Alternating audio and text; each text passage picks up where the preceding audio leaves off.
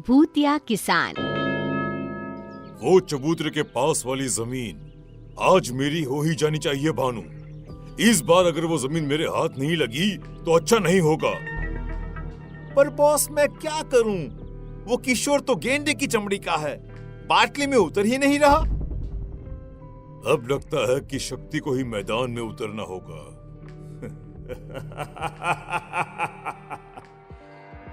शक्ति एक बिल्डर था जिसका मकसद मधुपुर गांव की जमीन पर कब्जा करना था। वो हर बार किसी न किसी किसान को अपने जाल में फंसाता और उसकी जमीन अपने नाम कर लेता।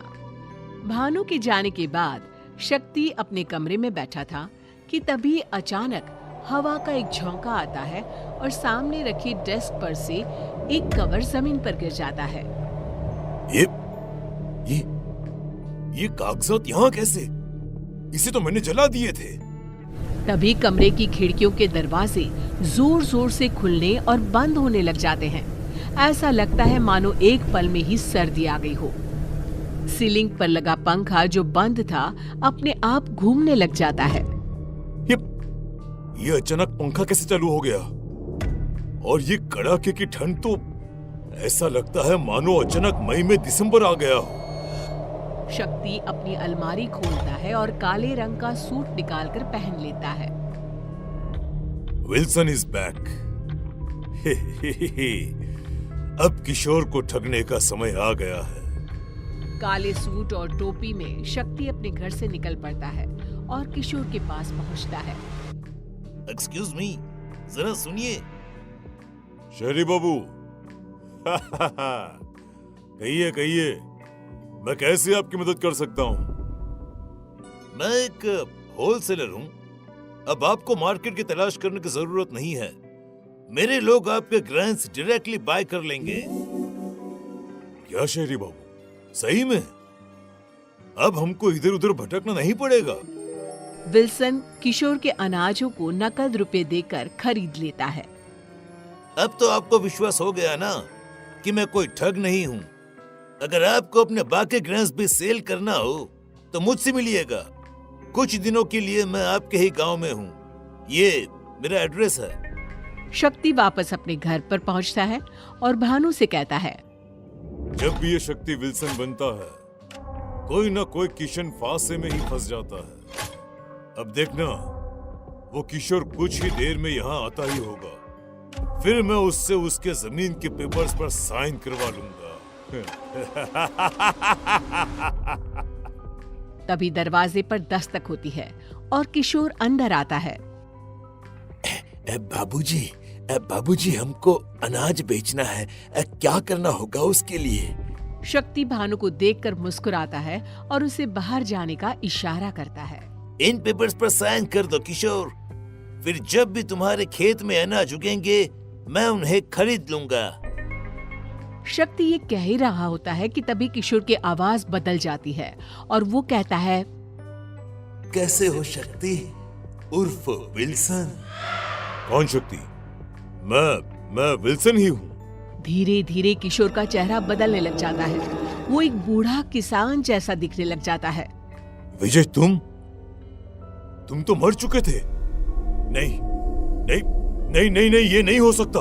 शक्ति बहुत डर जाता है और बाहर भागने की कोशिश करता है। विजय पास ही पड़े बुक सेल्फ की ओर देखता है और वो शक्ति के ऊपर गिर जाता है। जाने दो, मुझे जाने दो, छोड़ दो मुझे।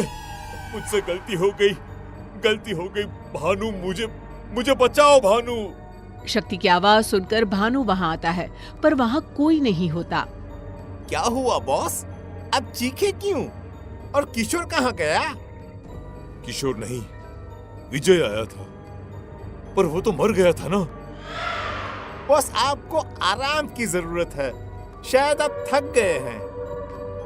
भानु अपने कमरे में जाता है और अपना कबोर्ड खोलकर कुछ पुराने जमीन के पेपर्स निकालता है। कहाँ गए विजय के जमीन के पेपर्स? यहीं तो रखे थे।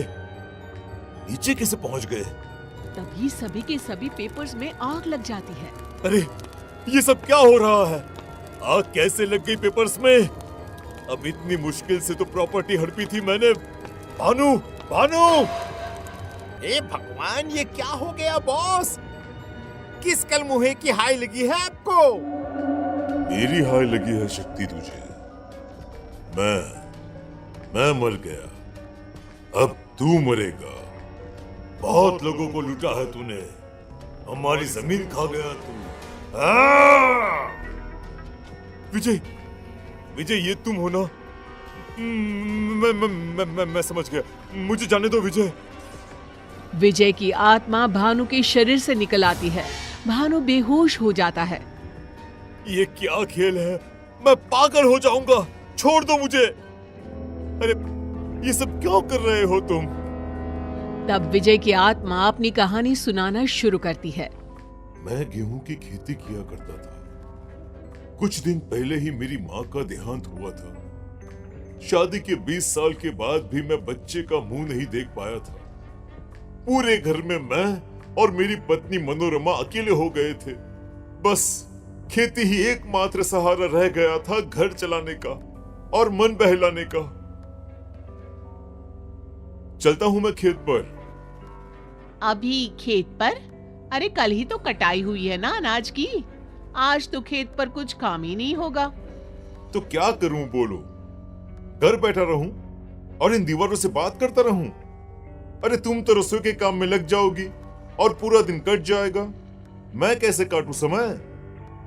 आप ऐसे क्यों बोल रहे हैं जी? मैंने तो बस यूं ही कह दिया था। काम कैसे नहीं है? अभी कटाई हुई है, सफाई होगी, फिर उसे बाजार में बेचना भी तो होगा। जाइए जी, आप खेत पर ही जाइए। शायद उस दिन ना ही मैं घर से बाहर निकलता और ना ही तुम मुझे धोखा देकर उस जमीन पर बिल्डिंग बनाते। तुम्हें जमीन नहीं मेरी आत्मा लूट ली। मैं ये सदमा बर्दाश्त नहीं कर सका और मर गया। और मेरे बाद मनोरमा भी चल बसी। पर अब मैं तुम्हें किसी और किसान की जमीन हड़पने नहीं दे सकता। शक्ति एक बिल्डर था। उसके मन में किसी के लिए कोई दया भावना थी ही नहीं। गांव के कई किसान उसकी लालच का शिकार बने थे। पर जब अपनी मौत को वो सामने देखता है तो वो डर जाता है और सभी के सामने वो गलती मान लेता है और सभी किसानों को उनकी जमीन वापस भी कर देता है। और आखिरकार मधुपुर गांव फिर से खुशहाल हो जाता है।